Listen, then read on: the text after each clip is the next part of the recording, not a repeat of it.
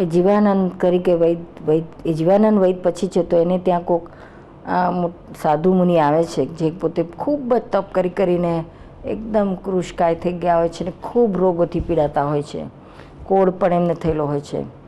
એટલે હવે આ જે જીવાનંદ વૈદ એની પાસે આટલી બધી વિદ્યાઓ આની વૈદિક સંબંધીની પ્રાપ્ત થઈ હોય છે, એને ભાવ થાય છે કે હું આમની સેવા કરું. પછી એમની રજા મેળવી અને એમની ખૂબ સેવા કરે છે અને એમને બધી દવાઓ કરે છે અને એમને બધા જ તમામ રોગોથી મુક્ત કરે છે અને જબરજસ્ત કાંતિવાન બનાવે છે. અને આ ખૂબ જ સરસ ભાવથી સેવા કરી છે સાધુઓની, એના આધારે એમનો નેક્સ્ટ ભાવ એટલે કે 10મો ભાવ દેવગતિમાં થાય છે. અને આ પછી એમના આ ભાવમાં બધા સુખો બધા ભોગવી અને પછી 11મો ભાવ એમનો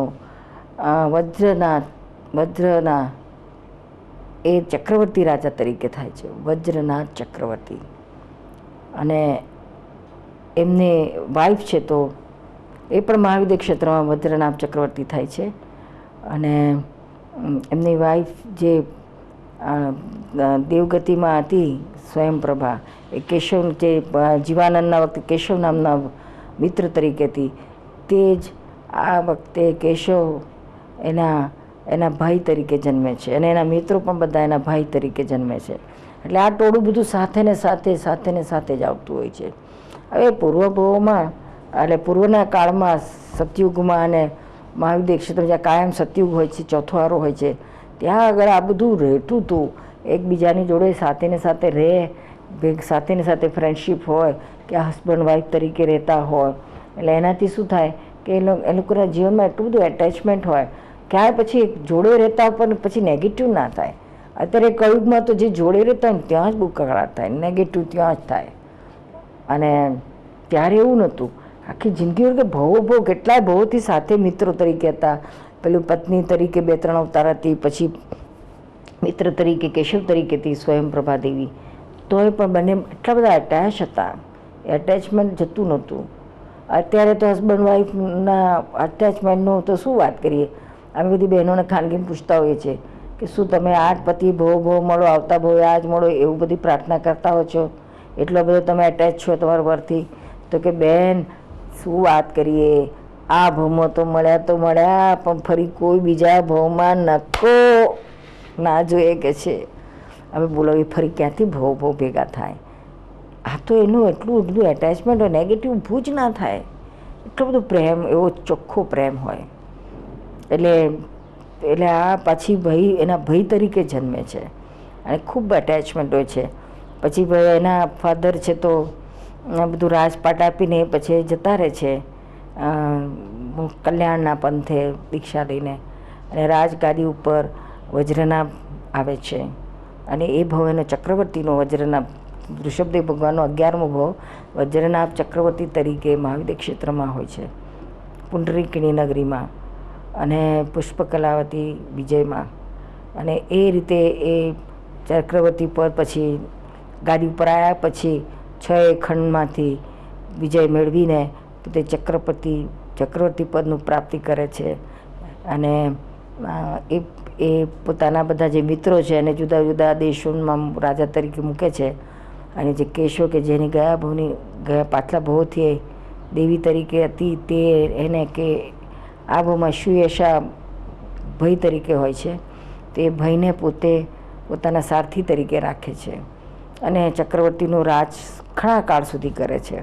પછી એ રાજ પૂરું થવાનું થાય એટલે પોતે પણ ધર્મ ધ્યાન કરે છે, દીક્ષા લે છે. ચક્રવર્તી હોવા છતાંય દીક્ષા લઈને આત્મકલ્યાણ માટે નીકળી પડે છે. પછી એના બધા જે મિત્રો હતા એ બધા મિત્રોને પણ દીક્ષા મળે છે. અને એની જે સારથી તરીકે હતી પાછલા ભાવની પત્ની, એ પણ દીક્ષા લે છે, સુયશા. અને બધા દીક્ષા લઈને આગળ પોતાના ધર્મનું પ્રયાણ કરે છે. પછી વજ્રસેન ખૂબ બધી સાધનાઓ કરે છે અને ખૂબ તપ, સંયમ, આ ત્યાગ બધું જબરજસ્ત હોય છે. એટલા બધા તપ કરે છે અને સાધના કરે છે. અને એ સાધના કરતાં એમને ખૂબ લબ્ધિઓ પ્રાપ્ત થાય છે. અને તીર્થંકર નામ ગોત્ર પણ બાંધે છે. આ વજ્રસેન વજ્રનાભ ના આ ચક્રવર્તીના જ ભવમાં એ પોતે અનેક લબ્ધિઓ પ્રાપ્ત કરે છે અને તીર્થંકર નામ ગોત્ર પણ બાંધે છે. હવે તીર્થંકર નામ ગોત્ર બાંધવું એટલે કેવી રીતના બંધાય? તો કે આમાં કેવું છે કે અંદરથી કેમ કરીને લોકો મોક્ષ માર્ગને પામે, કેમ કરીને લોકો તમામ દુઃખોથી મુક્ત થાય અને કેમ કરીને મોક્ષે જ જાય, એવી રાત દાડો એની ભાવના હોય. લોકો પામે પામે પામે એવી દિનરાત અંદર એની ભાવના હોય. એ ભાવના આધારે એનું બેકગ્રાઉન્ડ તૈયાર થાય છે. પછી એને કોઈ પણ શાસ્ત્રમાં તો વર્ણન છે કે બધા લગભગ 20 એવા મુદ્દાઓ છે જેને 20 સ્થાનક કહેવામાં આવે છે. એ 20 સ્થાનકમાંથી કોઈ પણ એક સ્થાનકની પ્રાપ્તિ થાય તો એ તીર્થંકર ગોત્ર બાંધે છે.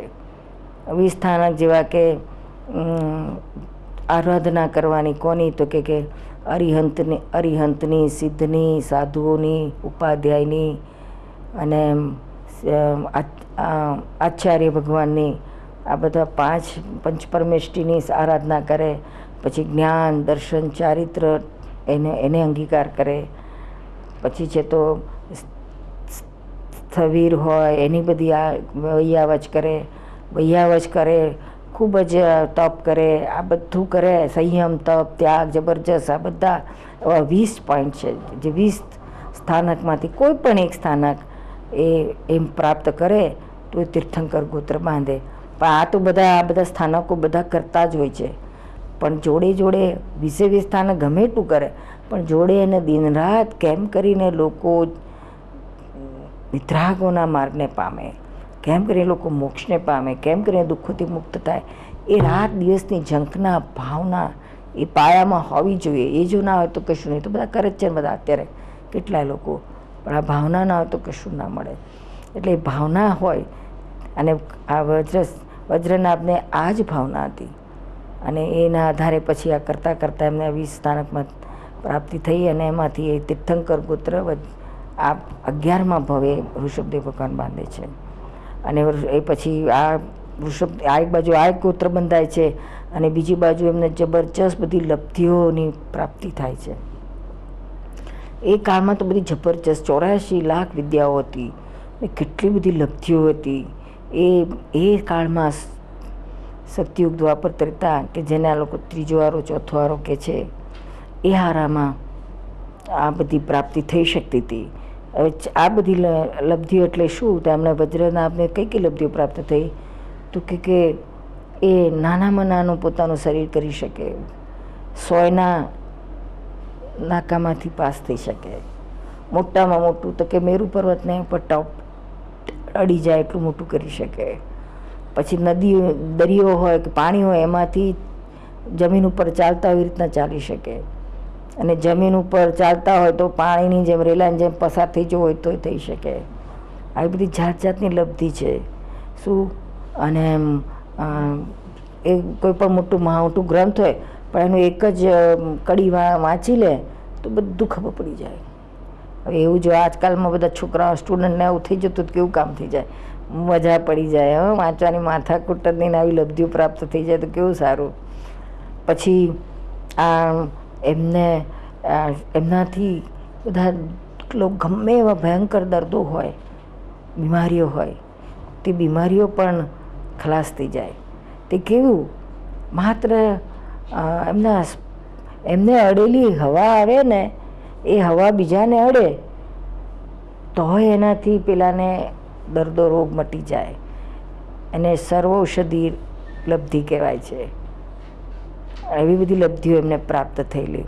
પછી એવા સૂક્ષ્મ થઈ જાય કે જે પર્વતની આરપાર નીકળી જાય. શું? પહાડની પણ આરપાર નીકળી શકે.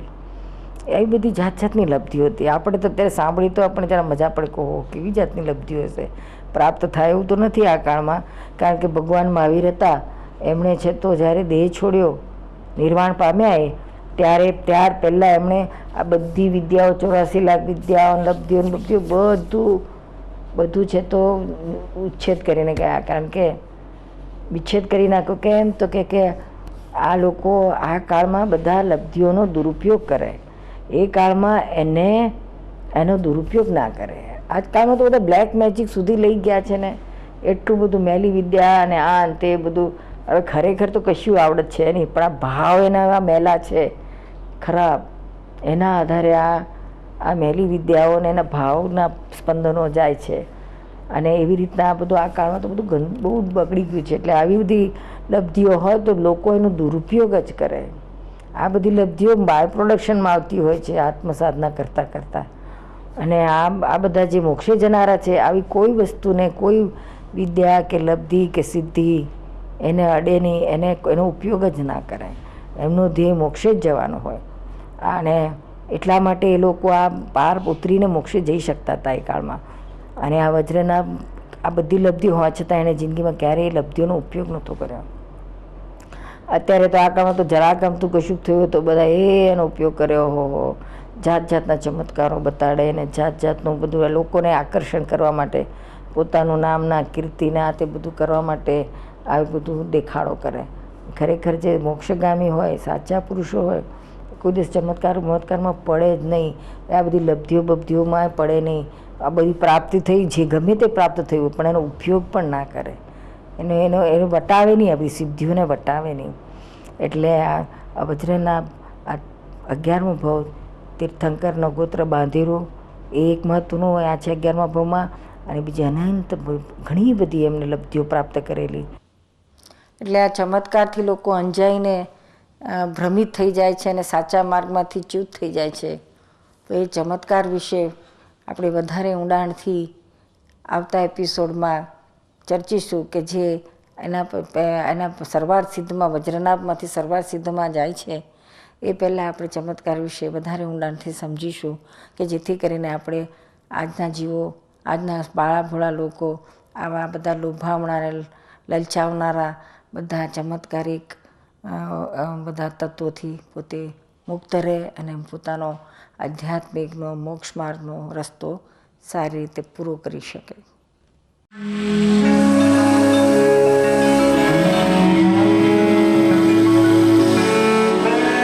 અમદાવાદ શહેરનું ધબકતું હૃદય એટલે સાબરમતી નદીનો રિવરફ્રન્ટ.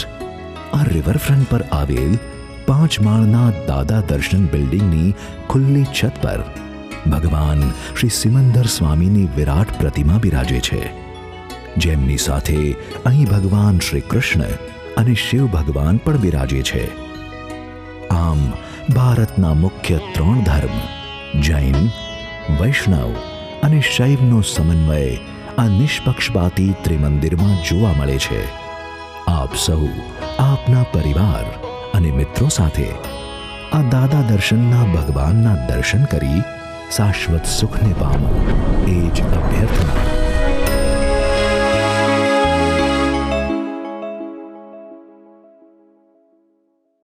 સાંભળ વાત કરું એક ડાપણની, ચાલને દોસ્તી કરી લઈએ દર્પણની, પછી ફરિયાદ નહીં રહેશે કોઈ પણની. ચાલ લઈએ એકાદ સેલ્ફી સમજણની, ચાલ લઈએ એકાદ સેલ્ફી સમજણની, સેલ્ફી સમજણની, સેલ્ફી સમજણની, સેલ્ફી સમજણની.